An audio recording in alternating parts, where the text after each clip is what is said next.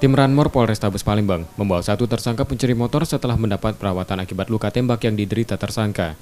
Tersangka dilumpuhkan dengan tembakan setelah melarikan diri dalam hutan ketika proses penangkapan.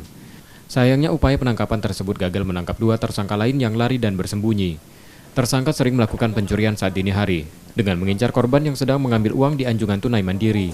Modus pelaku dia menggunakan mobil. Jadi pelaku ini merental mobil melakukan hunting sampai tiba di mana ada sasaran yang kira-kira aman, baru mereka lakukan pencurian motor tersebut. Pelaku residivis untuk yang dua DPO.